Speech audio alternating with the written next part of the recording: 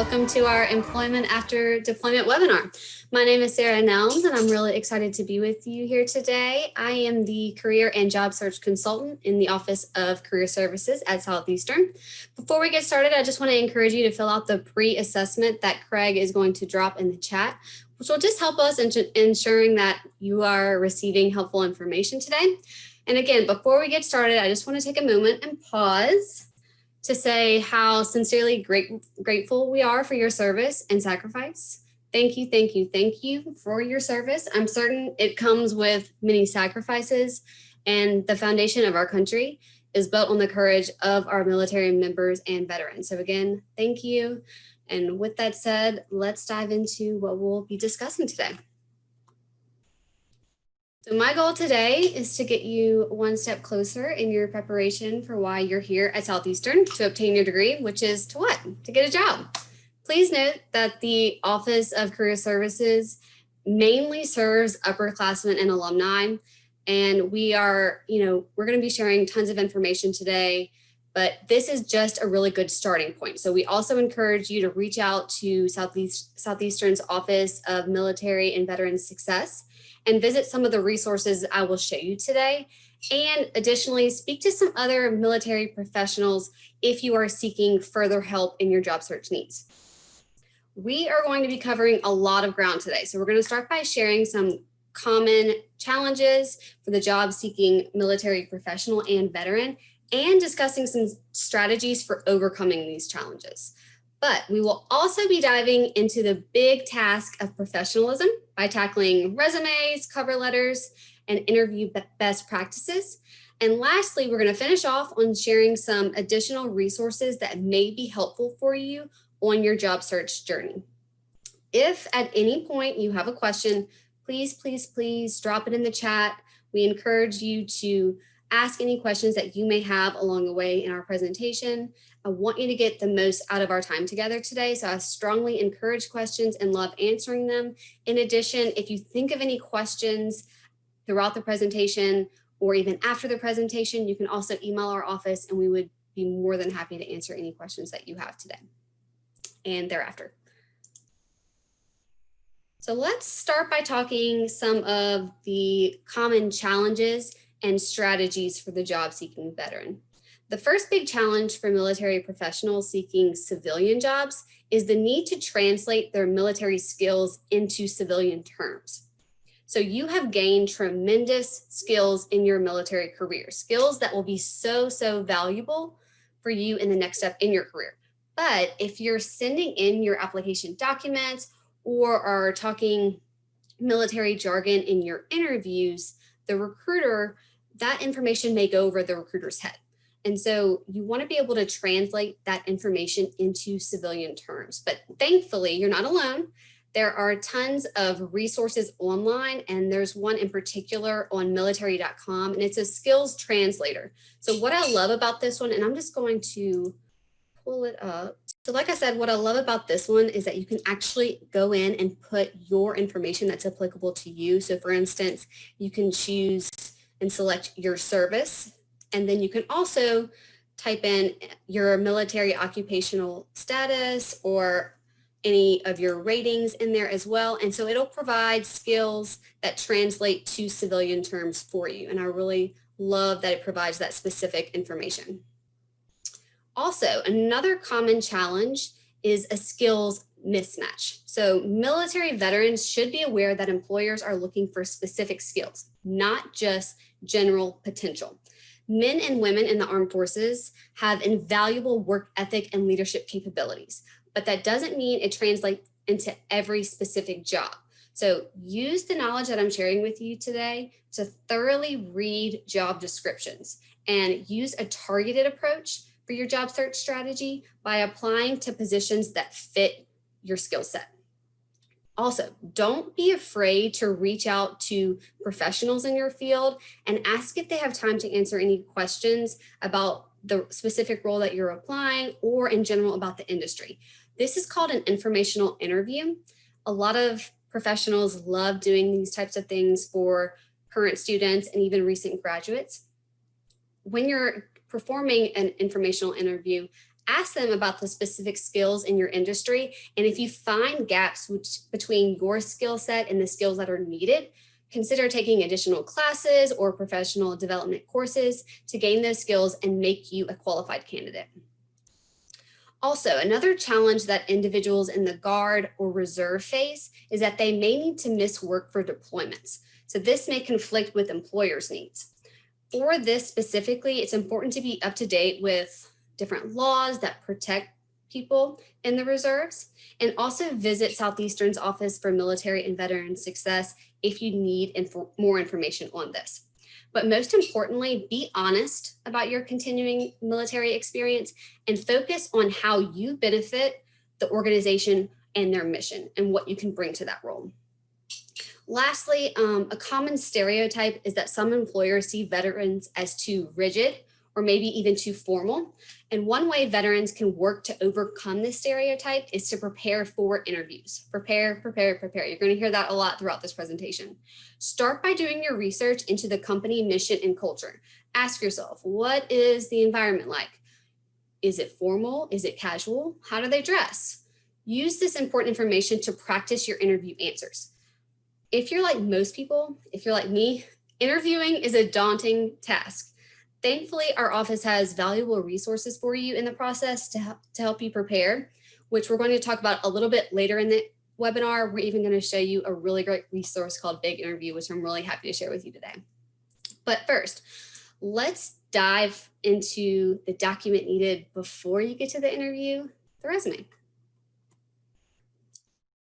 So I'm sure you know what the term resume is. You probably even know what it is, and you probably already have one. But to put it simply, your resume is the document you will use to apply for a job or opportunity.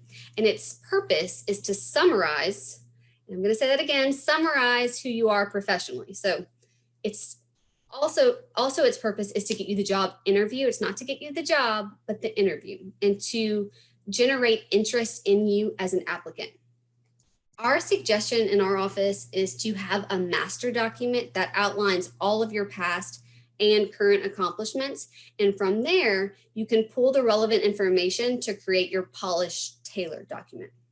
The reason that this is so important is because recruiters spend about 10 seconds reading your document the first time that they read it. So you need to catch their attention and you need to make your point. I always like to reflect this as well. I think what makes resume writing so daunting is that there's not one correct resume format to use. Keep in mind that the best resume format for you is one that clearly and effectively communicates your skills, your abilities, and your potential to that employer. As we go through, we're going to touch on the different headings that are absolutely needed on a resume, the ones that you may add. But first, I want to talk to you about what an applicant tracking system is and how this ties back into resumes. So if you apply for a position using a common online job board, so think LinkedIn, maybe Career Builder, or maybe even LinkedIn. I already said LinkedIn, or Indeed. Or even if you apply through a company website, there's a really strong possibility that your resume is going to go through an applicant tracking system, which is also known as an ATS for short. Just to put it into perspective, 98% of Fortune 500 companies use an ATS.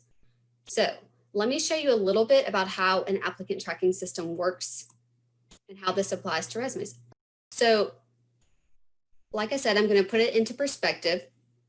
A job is posted on Indeed. It gets over 100 applicants. So instead of the employer having to go through each resume and review each resume, basically what it does is that funnels it through the applicant tracking system. And the ATS looks for keywords on the resume that match the job description. If your resume has a lot of keywords from the job description, it will be given a high score and will be sent to the hiring manager's desk. But if not, it will be thrown out. So what that means is if you're not using keywords from the job description, the company or the hiring manager actually never sees your resume.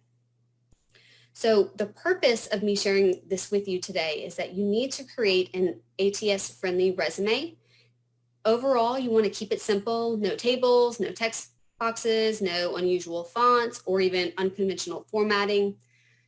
Also, really important, optimize your resume using exact keywords that match, key terms on the job description, top skills, titles, all those things you definitely want to include on your resume. Also, and last point, save your resume as a Word document or a PDF. The great thing about this slide, at the bottom, you will see some websites. So if you want to find out if an applicant tracking system is tossing out your resume before it's even read, use one of these free resume checkers listed at the bottom of this slide. Particularly skillsyncer.com is free for military for 1 year. So I just wanted to point that out and wanted to send that your way.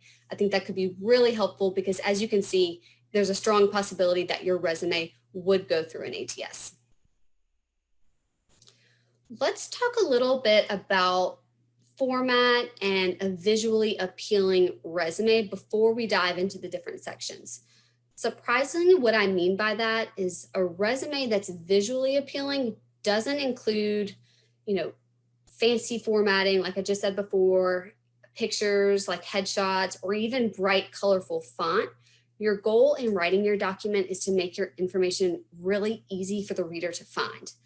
I find that many students use templates.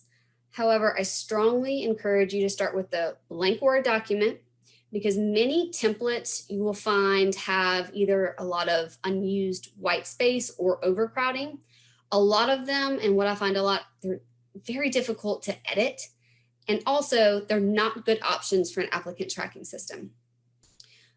You will notice in all that I say, format is so, so important. You can have all the relevant information on your resume. You can be a really great applicant, but if your document is not formatted well, it's not a great foundation for what you're trying to communicate. So to help you get started, if this seems overwhelming, I want you to remember the 3 C's of resume writing. I'm gonna break it down for you. The first one is consistent.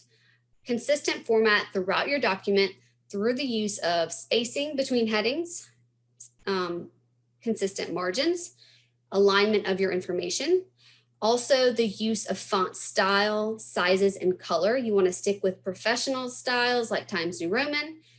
Your font size will be between 10 and 12 font for most of your resume, and you want to stick to just plain black ink. You also want to use highlights to make the information easy to find, and you do that by using bold and italics sparingly. And then also, in regards to consistency, you want spelling to be consistent through the use of capitalizations and abbreviations. You also want to keep your document concise. So remember that recruiters spend about 10 seconds looking at your resume, so you need to make your point. Do this by using a tailored approach to writing your document, because recruiters say time and time again that the most effective resumes are 1 page in length and use bulleted statements over paragraphs. So again, that just makes the information very easy to find. Lastly, you want to be clear in your communication. I always like to tell students that nothing says unprofessional like having spelling and grammar mistakes on your resume. So it's important to proofread your document. You also want to ensure that the language you use effectively communicates to the reader, and consider the use of the applicant tracking systems like we just said. If you're unsure if you have any spelling or grammar mistakes, or if your resume is clear or not, take it to our office and let us look over it and review it. We would be more than happy to do so. Okay, so we've gone over what an ATS is. We know the 3 C's of resume writing: to be consistent, to be concise, and to be clear, as we've outlined right here. And we know what's important in regards to the format of writing a resume. So now, like I said, we're going to break it down section by section and make it even easier on you. Okay, so the first section is our header. You want your header to stand out, because without your contact information, there's no way for the recruiter to contact you. So put it at the top of the page and keep it simple. Your name should be the biggest font on the page. So like I just mentioned before, everything else will be between 10 and 12 size font. Your name can be between 14 and 18 size font, depending on how much space you have. Also, you want to include your phone number and have a professional voicemail set up. Also keep your email professional, preferably would have your first and last name to make it easy. I also wanted to add that you can consider adding your customized LinkedIn URL to your resume. Make sure that your LinkedIn page is up to date, and also make sure that that link is customized. What adding this can do is, like we're talking about, everything is very tailored to the job description. But if you're wondering, well, I have all these great experiences, how I'm going to write all of that on one page? Well, that's where LinkedIn comes in. You can use your LinkedIn profile to show who you are comprehensively as a professional. And so I really think it's a great way to add that on top of your document. You will notice that I didn't include your home address in your header, and that's because it's no longer needed on your resume. I also like to tell students that for safety reasons, it's better to leave it off. Also, don't include a picture on your resume. Instead, once you develop your LinkedIn profile, you can include your professional headshot there. Keep in mind that the header will remain consistent across all your documents. So if you have it formatted exactly like this, then it would be formatted the same way on your cover letter and even your reference page. Let's move on to our education section. So this information provides the reader with the knowledge and background that you bring to the table. So you want it to be front and center at the top of your document. Once you become a more experienced professional, you may decide to include the education section closer to the bottom of the page, depending on which information is more applicable to the reader and to the position. So when it comes to the information that you want to provide in that section, you want to include the full name of the university, the location of the university, so that would include the city and the state. You'll see here that this person has a master's degree and a bachelor's degree, and that information and how it's formatted is consistent across those 2 degrees. You also want to include the official name of the degree, and this is really important. I see this often incorrectly on a resume. So sometimes, for instance, with this example, I will see Bachelor of Computer Science, or I'll see BS Computer Science. Make sure you don't abbreviate, and make sure the degree name is correct. So definitely go out and check your department's website to ensure the information is there and it's right. You may also decide to include your GPA. So you'll see here, you do need to include your expected graduation month and year. Underneath that, there's the GPA there as well. So if it's 3.0 or above, you can definitely include it. Other students also decide to maybe include their related coursework, or if you studied abroad, and if you have completed a thesis, you can include all that information there as well.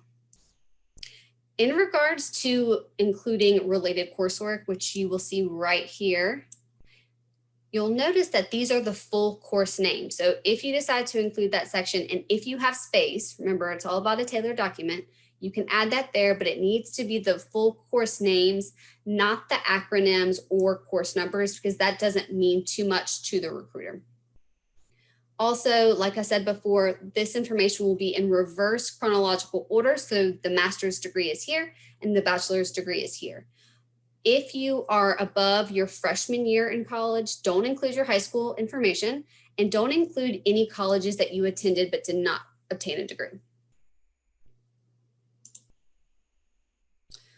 Oh, the experience section of your document. So I like to think that this is probably one of the most important sections on the document, and that's because this is where you can demonstrate your experiences, your skills, and your accomplishments all in one space. But that's only if it's done effectively. So I'll share a little bit about what I mean by that. But first, I want to make the point of choose your headings. So often I see that students or alumni will choose a general education section, which is really great, but you can also use targeted headings.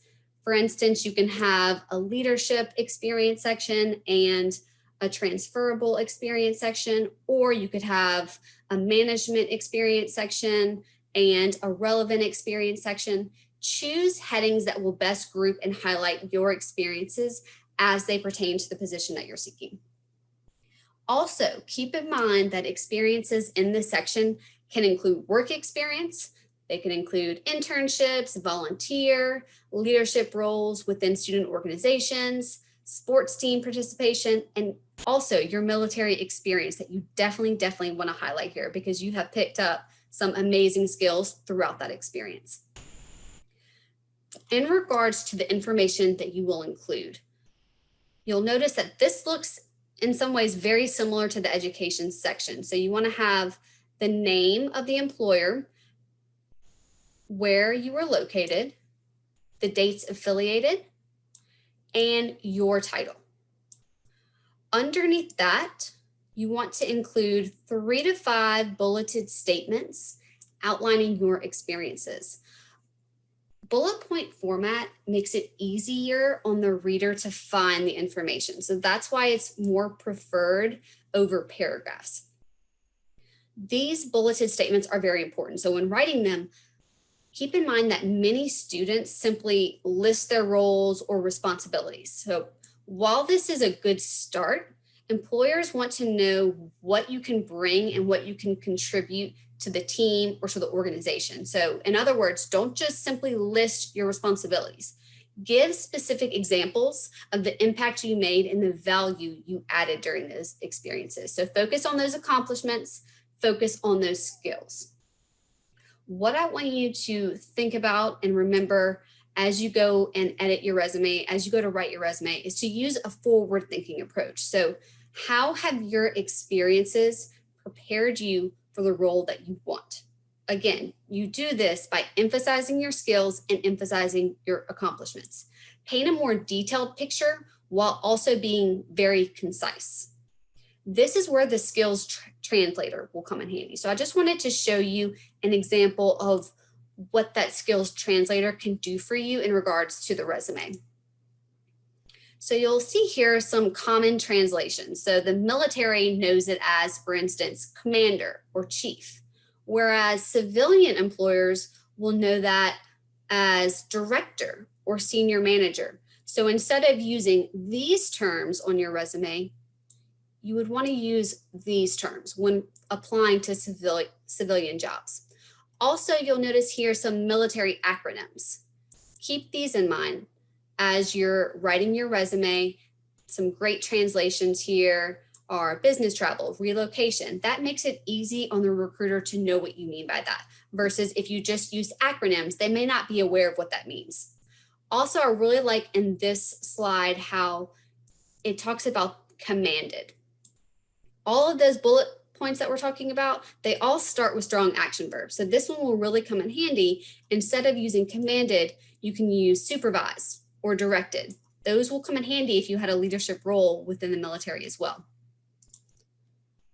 Also, I like this slide in that it breaks down common terms for specific missions that you may have been on. So instead of having terms like combat or war, those would be translated into hazardous conditions or conflicts. Also, one that you may use often on your resume, subordinates. Instead of that term, you can use employees or coworkers. Again, some different military language that can be translated very easy into the civilian world, into the civilian careers. And so I would still encourage you, you have it on the slide today, but that skills translator that I shared with you earlier on military.com can provide even richer information that could be really helpful for you whenever you're writing out the experience section of your resume. So going back to format, start all those accomplishment statements with strong action verbs like I just mentioned. Also omit all personal pronouns. So it's not your typical style of writing. You're not going to use I, my, or we.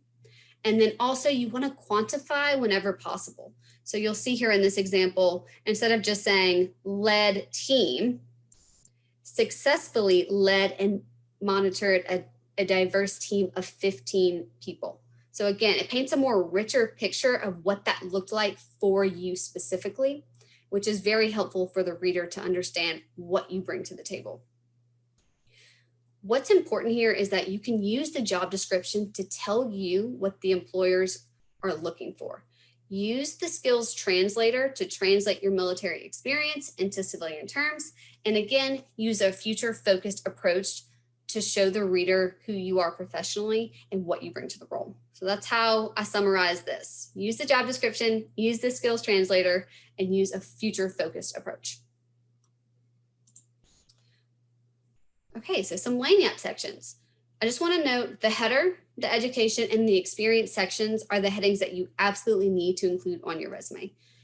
But you can use Lagniappe sections as a way to provide an even richer picture of who you are and what you bring to the role.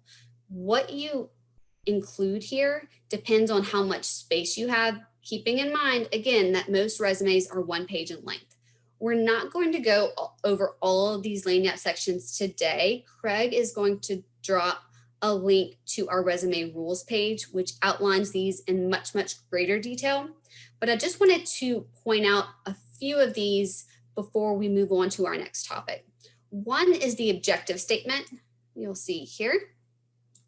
So again, it's not a required heading on a resume, but it can be beneficial if it provides clarification for the reader, such as if you're trying to tie together eclectic experiences. But keep in mind that many recruiters argue that it is outdated. And I just wanted to reflect that to you, because if you think about it, an objective is about what you want, but a recruiter is interested in what you can provide to them. So if you decide to include one, it's not wrong, but just make sure that it's not too vague or overused, which I see pretty often. If you're unsure of how it is, like I said, bring it to our office and let us review it. You'll also notice on here that I outlined a difference between a skills summary and a skills section. I apologize for my circles. I know that I am not very skilled in drawing one, but the reason that I outline those as two separate things is because they are different. So I just wanted to highlight very briefly where the difference occurs. A skills summary is different because it is placed closer to the top of the page and is most effective when it includes 3 to 5 bullet point statements, so similar to an experience section. Using this section to add one-word soft skills, so if you think dependable, efficient, fast learner, that's not advised. Instead, you want to embed those soft skills into your bullet point statements. But you really want to be careful because this section is prime real estate on your document. Like I just said, it's closer to the top of the page. So it should not be used to repeat word for word what is under your experience section, because that would be redundant.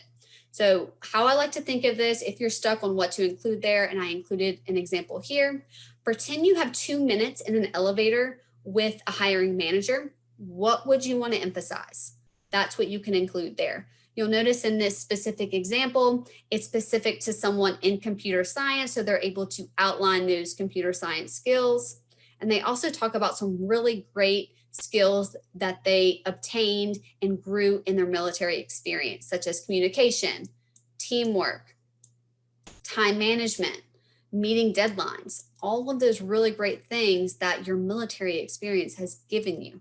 So you want to highlight that information in a skills summary. Just quickly to review a skills section, like I said, it is different from a skills summary. That defines a list of technical skills. So that would be languages, programming languages, software, or even industry related skills. But again, adding that section, a skills section, to include one word soft skills, again, not advised. Embed those soft skills into the bullet point statements underneath a skills summary and your experience section. And the reason why is that gives your document credibility, because anyone can say that they have leadership experience, but can you prove it? So you embed it into those responsibilities. Like I said, Craig is going to add a link to the resume rules page that outlines that section and all of these sections in greater detail. I find that some of these sections can be really powerful on your document, such as an activity section, awards, or even a project section. So definitely encourage you to go and review those resume rules for additional help. Like I mentioned before, just another note, there's not one correct resume format to use. So include sections that paint a richer picture of who you are and what you can bring to the role.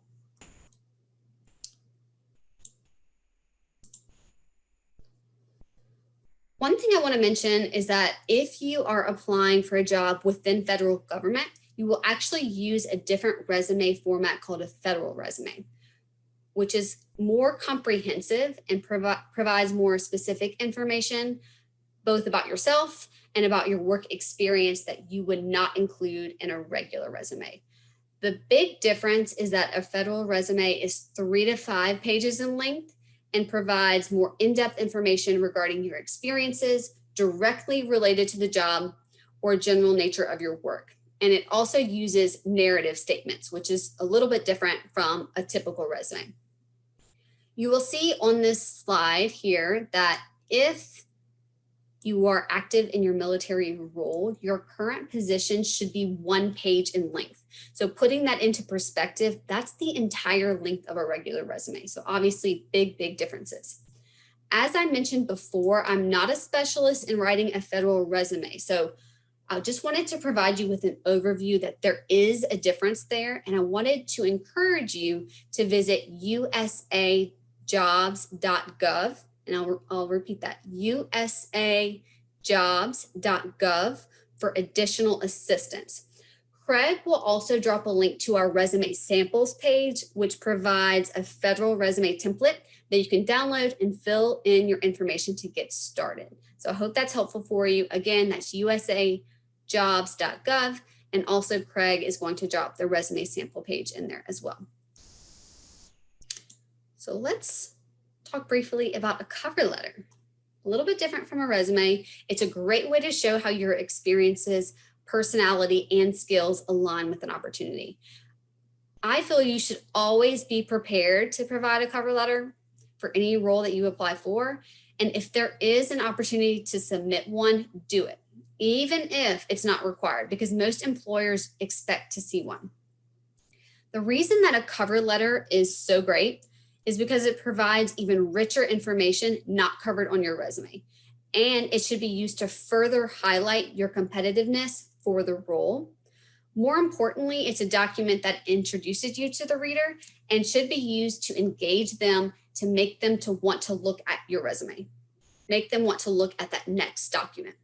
Not only will it introduce you, but it will also serve as your first writing sample. So you want to make it personable. You want to use effective language just like your resume, and you want to write a letter that impresses the reader. If used properly, your cover letter gives you the control, which is obviously very nice in this process, to illustrate how you are a direct match for the position. Effectively being able to communicate your military experience on our resume and cover letter could demonstrate the leadership, professionalism, and communication skills to an employer that you have gained in your military experience, and that would be helpful for any type of civilian role that you want to go into.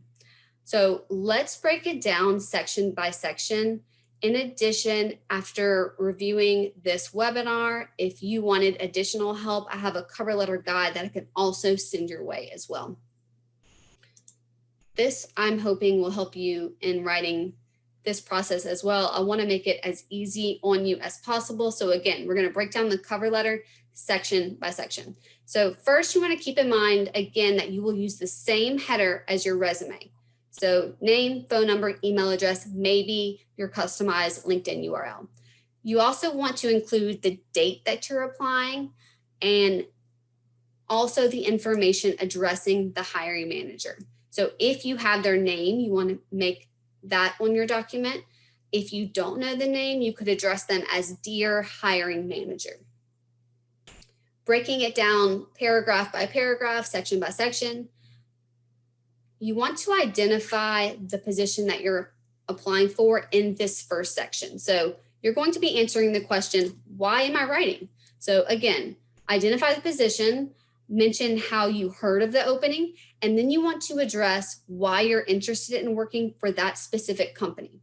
You do this by doing your research. So you need to go in, do a quick Google search into their company culture, their mission, who they serve, and what they do. And then ask yourself, how does this align with my goals? And address that in that first section, in that first paragraph. Doing your research also shows that you're specifically interested in that company, in that role, in that organization. And that makes you a more appealing candidate and shows your professionalism overall. So after you've made them feel really special in that first section, now it's time to introduce yourself as a qualified candidate. So this section is, again, really important, kind of similar to the resume experience section.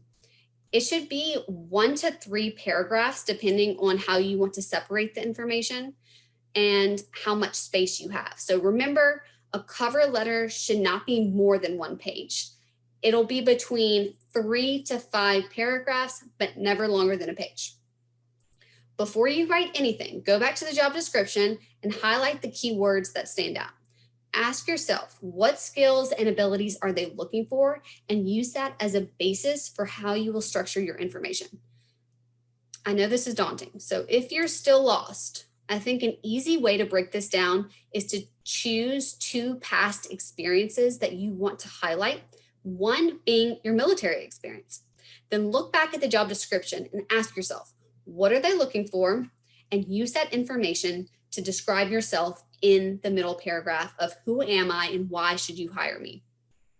Also, you want to focus on the insights that you gained throughout your experience. So on the resume, you're writing that you had that experience. A cover letter can be used to describe the insights and the knowledge and the background that you gained. And it's just an even richer picture of what you bring to the table. Lastly, you're going to wrap up that cover letter with the third section, what's the next step? So this is probably one of the easiest sections to write on the cover letter. It's just meant to refer to the next step. It's meant to conclude the cover letter. You refer the reader to your other application documents, and you suggest your ability for an interview. Pretty simple. Like I said, if you need additional help, if you want to see our cover letter guide, just reach out to our office and I can definitely send it your way. Okay, so you've turned in all your application documents, you know how to write your resume, you know how to write your cover letter. Now comes the interview. Again, like I said, this is a daunting task for most people. So I'm hoping that the tips and tricks and the resource that I provide for you today can be really helpful. And before we dive into that resource, like I said, I just want to talk about some overall general tips and tricks. So we're going to start with a big picture overview of interview best practices. And I want you to use these principles to know and retain throughout your job search process. So 1, interviews are all about communication. Your communication to an employer before through your application documents, your verbal and nonverbal communication during the interview, and your follow-up communication after the employer all matter. Employers will be looking at how you act and how you articulate your skills and potential. So you need to be confident. This also leads us to the second one, which is professionalism. It's all about the presentation. So professionalism is so key, and it starts the minute you arrive, whether that's in person or whether that's virtual. Now with our COVID impacted society, you want to be on time. For me, that means you even want to be early. You want to dress in business formal attire. Also very important. I know in a virtual setting, you may be more inclined to dress business professional from your hip up, but I would encourage you to dress completely in business attire. And the reason why is that it just helps you feel confident in that interview. It makes you feel businesslike, it makes you feel professional, and again, confidence, which is so key to the interview process. I also want to share with you that you want to be yourself. So this may seem counterintuitive, but interviewers are more likely to connect with you and like you if they see you as an authentic person. So it starts there. Focus on highlighting your greatest strengths and accomplishments and tell relevant stories about your experience. You also want to dial back the cool factor a little bit. So avoid being turned away by playing it too cool and acting like you don't want it enough. Also, there's such a thing as being too honest. So what I mean by that, like, let's say there's an opening in your industry for a company that starts the day at 8 and ends at 5, but you want to tell them that your greatest weakness is that you don't like to wake up before 10 o'clock. Okay, well, that's some small details that you may not want to share with them. You want to put your best foot forward, and you can still be authentic by sharing your strengths and your accomplishments. Lastly, and I want to reiterate again, I know I keep saying the word prepare, but that's probably the most important one. I can't say this enough. And what does this look like? You may be asking. To start, do your research. Can't say that enough as well. Do your research into the company, into the role. Have a list of questions that you want to ask the employer at the end of the interview. Most employers are going to ask you if you have questions, and you don't want to get to that point and not have anything prepared. That shows a lot to the interviewer. Also, you don't want to just write out your answers. You want to practice out loud. The more confident you feel in your responses, the better you will do in an interview, and the less that you will be thrown off by off-the-wall questions. So our office offers a really great free, and I can't say that loudly enough, free resource for Southeastern students and alumni called Big Interview. We're going to dive into that today. I'm really excited. This is where you can access a database of thousands of interview questions, and you can do virtual mock interviews, which I'm going to show you in just a second. It's really exciting. It's really cool. And it's very helpful in regards to all of these tips and tricks that I'm mentioning right now. Big Interview. Before we go and look at the software, I just want to mention these are the 3 things that I'm going to break down for you today. They have a fast track, a mastery track. They have some really great interview playbooks that are specific to military members and veterans. And then also they have some practice interviews specific to how you can translate your military experience in an interview to a civilian job. So like I said, let's dive into that. Okay, so like I was just telling you on the slide, I wanted to show you first the fast track and the mastery track. And I think that those are really great places to get started in Big Interview.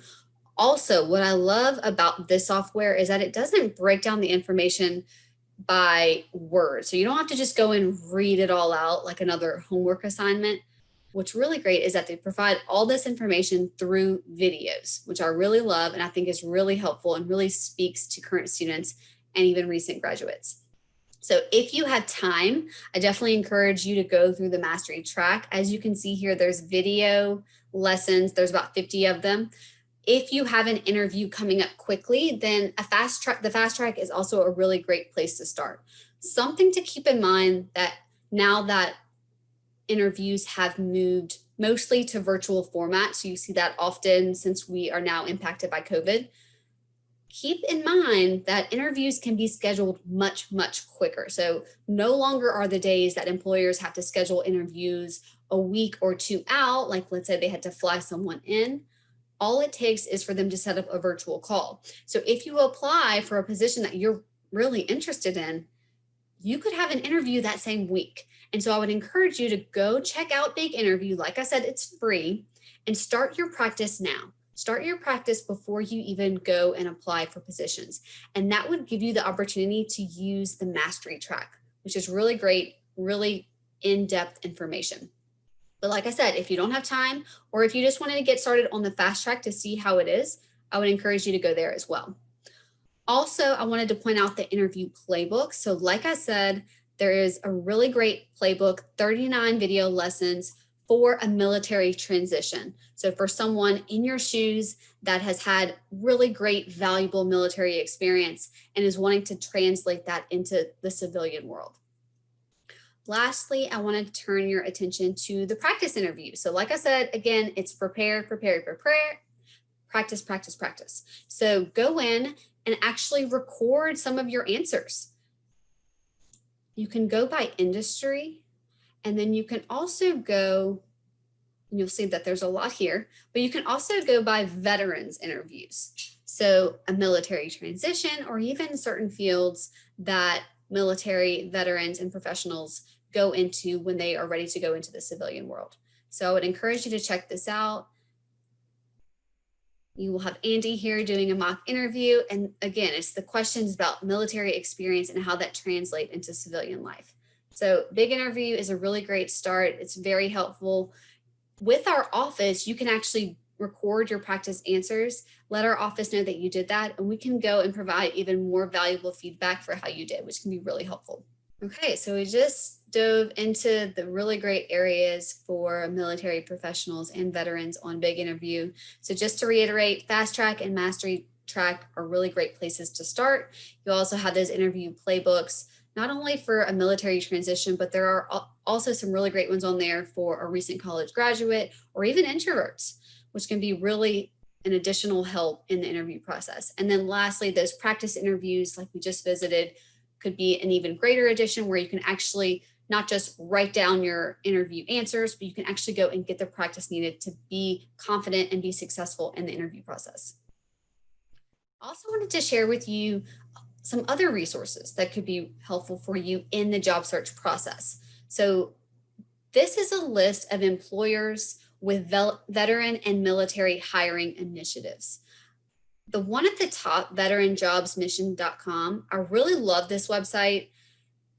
You can go on there and search through a directory of over 200 companies committed to hiring veterans. Obviously, being a part of a company that values your experience, that values your skill set, could make you an even better employee, can make you happy in your role. And so I just wanted to provide a list of some companies that already have started those initiatives. Just to name off a couple from this list, as I was doing some research into them, Qualcomm's website details roles in their company that are very similar to those in military roles. So they have careers in multiple fields, including IT, HR, even engineering, supply chain management, and more. And they make it really easy to translate your military experience into a civilian job, in a civilian role. Also, another one I wanted to point out was Disney. In 2012, they announced their Heroes Work Here campaign. And so their purpose and their mission was to train and support returning veterans. They have a long history of respect and appreciation for the armed services, and they are dedicated and committed to hiring veterans that have served our country because they value the leadership skills and the sense of purpose the military has instilled in you as a military veteran. So those are just a couple that I wanted to point out, but I would encourage you to check out this entire list and do some research into these companies. And I think that could be really helpful for you in a job search process. Also, some additional resources which I came across and really loved. One was the military crosswalk search. So if you're unsure about your career direction or what roles in the civilian careers are similar to your military background, that website makes it very easy on you. So you just need to go in and fill in your military experience, and it finds similar careers to the positions that you've had.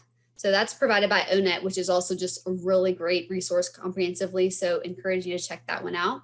And then vets.gov and Hire Heroes USA, like I just mentioned before with Disney, those again are great resources to go and find open opportunities and employment with companies that are wanting to hire veterans. So I wanted to show you those. I think that could be, again, a really great starting point when you're looking for that job search. And then also I wanted to talk a little bit about our office, the Office of Career Services. I have here our websites. It's really easy, southeastern.edu/career. On our main page, we outline tons of different resources, one being Big Interview, which is right in the front of our website. Another one is Handshake. So this is our recruitment software. We like to call it our one-stop career shop because it literally has everything. You can upload your resume, you can find open job opportunities, you can connect with employers and like-minded students across the country. And so it's really just a comprehensive way to connect with different employers, with different students, and even connect with our office. That's how you would make an appointment with our office if you wanted to visit us. Also on our website, we have some really great career exploration tools. So the Occupational Outlook Handbook and ONET are provided by the Department of Labor. So if you're wanting to find out like the specifics of different industries or different roles, meaning like what's the income, what's the job outlook, That's where you can find that detailed information, and you know that it's true because it's provided by the Department of Labor, versus just going on Google and Googling what's in this industry and not being sure if the information is factual. Also, What Can I Do with This Major is a really great resource. It basically answers the question that it's showing. I'm majoring in this, I'm majoring in, let's say, business. What are all the different opportunities available to me within this major? It's a really great resource. And Type Focus it starts with assessment. So if you know what your major is, but you're still unsure of that career direction, you can go and take some assessments through Type Focus, and it can provide and help you build your career and map that out.